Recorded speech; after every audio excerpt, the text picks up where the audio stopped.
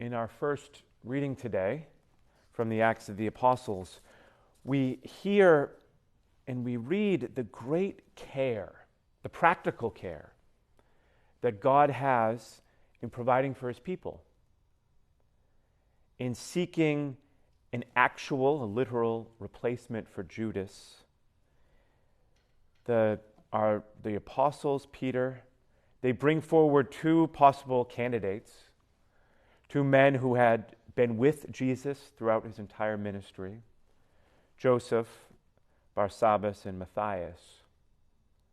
And they entrust this particular task to God, and he chooses.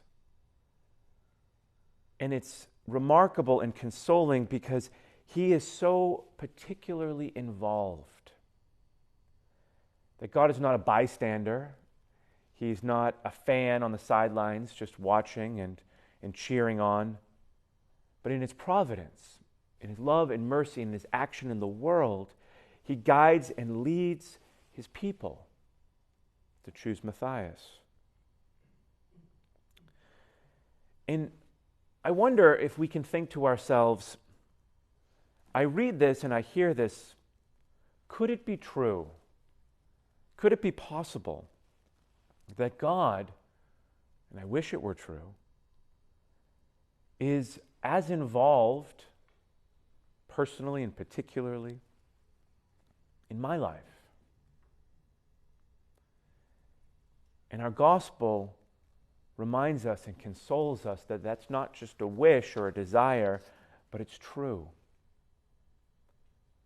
Jesus says to us, to you, and to me, as the Father loves me, so I also love you, which is so personal and particular and intimate and caring, and not just in an abstract way, not just in a kind of generic, but real and in your life.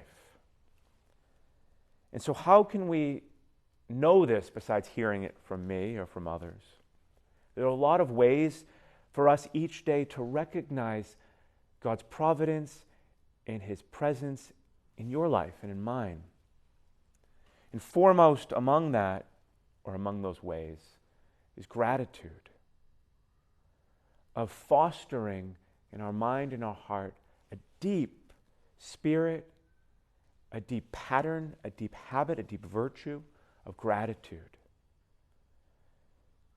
Not just once, but every day, for a few moments, not prolonged necessarily, but finding a time, maybe in the morning, maybe in the afternoon, maybe in the evening, each day, and set aside, and go through a list, a litany, of all of the blessings in your life that day. The people, the things, the moments. They can be grand, like spouse, children, those who care about and love us. They can be small, like I found a parking space. Wasn't that nice? Or I didn't burn my toast this morning as I usually do.